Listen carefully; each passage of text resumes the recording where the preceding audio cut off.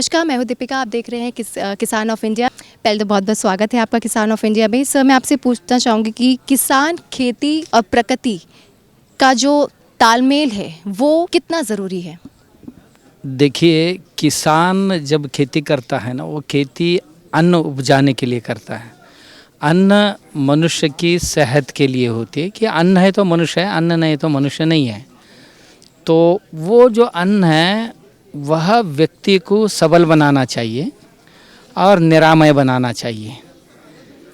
तो यदि व्यक्ति निरोगी रहना चाहिए तो उसका अन्न भी निरोगी होना चाहिए, यानी जहर मुक्त होना चाहिए।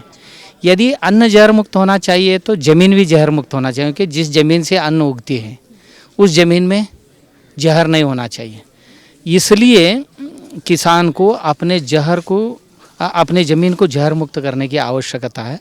वो यदि करना है तो उसके लिए कोई ये बायोमास जो है, जैविक घटक जो भी हो, जिसको हम ग्रीन मैन्योर बोलते हैं, या उसके लिए थोड़ा फसल में बदलाव करना, या उसके लिए पंचगव्य का इस्तेमाल करना। जो देसी गाय है, गाय का गोबर, मूत्र, गुड़, छाछ, इन चीज़ों की इस्तेमाल करके उसके लिए बैक्टीरिया मल्टीप्लिकेशन करके उसको ज़मीन में छोड़ देना।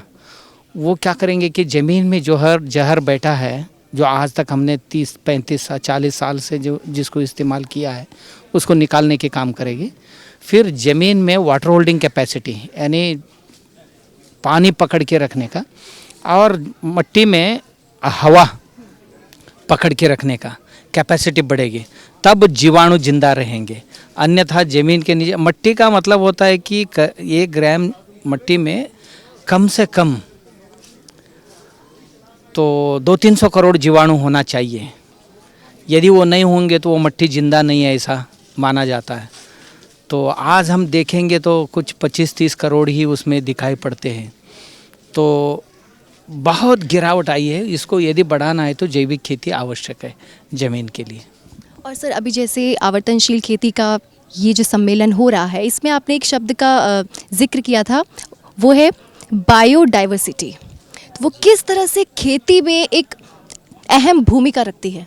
जी, देखिए, बायोडाइवर्सिटी का मतलब होता है कि जैव विविधता। जैव विविधता, ज़मीन के नीचे हजारों किस्म के जीवाणु काम करते हैं।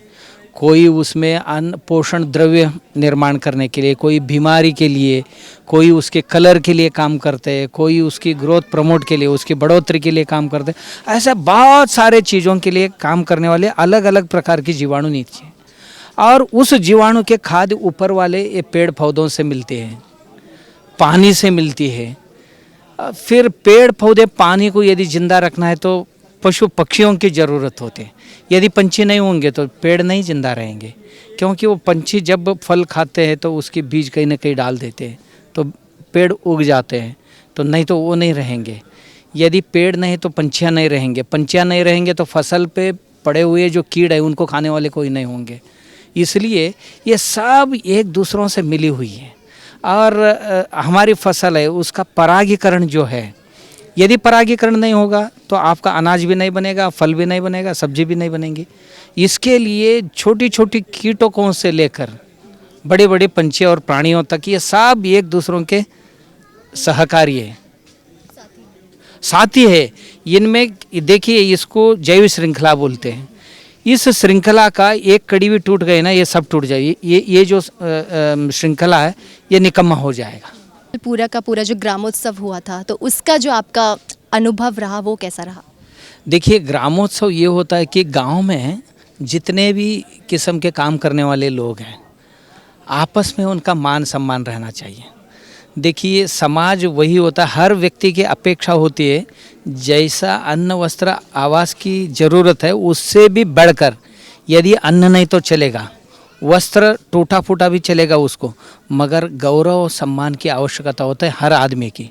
यदि वो नहीं मिलेगी तो वह आदमी चैन से या आराम से जी नहीं पाएगा। और समाज में काम छोटे हो या बड़े हो, हर काम महत्वपूर्ण होता है। उस कार्य करने वालों की हर व्यक्ति एक दूसरों के सम्मान करता रहना चाहिए। ये ग्रामोत्सव ये होता है कि हर व्यक्ति का सम्मान करें। जो उसमें खेल कूद वाले आएंगे, गायन वाले आएंगे, कारीगरी वाले आएंगे, बच्चे आएंगे, बूढ़े आएंगे, युवा आएंगे और सब त्यौहार की प्रतिकृतियाँ आएंगे, अभिव्यक्तियाँ आएंगे। ये सब मिलके ग्रामोत्सव होता है। वो होते हुए कोई छोटा नहीं होता है, कोई बड़ा नहीं होता है। वो सब एक दूसरों के मान सम्मान और खुशी का लहर दौड़ते हैं गांव में। सर आपसे आखिरी सवाल मेरा, सर कहते हैं कि असल भारत अगर आपको देखना है तो आपको भारत के जो गांव है आपको जो है वहाँ जाना चाहिए। आपने भी एक शब्द का कहा जो आपका भी सपना है, वो है स्मार्ट विलेज।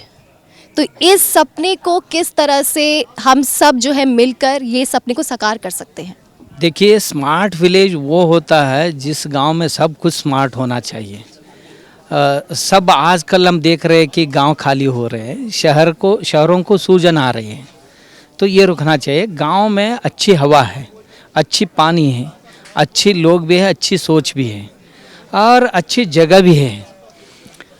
इसके साथ साथ ये होना चाहिए कि भौतिक सुविधाएं ठीक ठाक होना चाहिए। उसके साथ साथ हर घर के लिए काम होना चाहिए। जैसे कि ब्रिटिश आने से पहले हर घर एक कुटीर उद्योग का केंद्र था और एक परिवार दूसरा परिवार पर निर्भरित था, मगर पूरा गांव स्वावलंबी था। ये स्मार्ट विलेज होता है। और स्मार्ट विलेज में बुद्धिमत्ता का कोई कमी नहीं होती, सुविधा का कमी नहीं होती, कोई बेकार आदमी नहीं रहता है। हर आदमी किसी न किसी उद्योग में लगे हुए हैं। कोई तेल बनाता है तो कोई जूते बनाता है, कोई कपड़ा बनाता है तो कोई लोहे का सामान बनाता है। एक दूसरों की कोई भी खाली नहीं रहता है। जब लोग खाली रहते हैं ना, तब ही कहते हैं ना, इंग्लिश में एक कहावत है कि empty mind is devils workshop, कि जिसका सर खाली है ना, वो भूतों की कार्यशाला बन जाएगी। वो नहीं होना चाहिए, तभी स्वर्ग बनेगा गांव। स्मार्ट विलेज जब होगा जब गांव में स्वर्ग जैसे सुख हर परिवार में हो। उसके लिए गांव व्यसन मुक्त बनना चाहिए, गांव मजदूर मुक्त बनना चाहिए और गांव एलपीजी मुक्त होना चाहिए, गांव झगड़ा मुक्त होना चाहिए। इस तरह से बहुत सारे चीज़ों से गाँव को मुक्ति दिलवाना आवश्यक है, तब ही एक स्मार्ट विलेज बनेगा। बहुत बहुत स्वामी जी, हमसे बात करने के लिए बहुत बहुत शुक्रिया जी। धन्यवाद जी। किसान ऑफ इंडिया के YouTube चैनल को सब्सक्राइब करने के लिए नीचे दिया हुआ सब्सक्राइब बटन दबाएं और किसान ऑफ इंडिया से जुड़े सभी अपडेट्स को पाने के लिए बेल आइकॉन दबाना ना भूलें।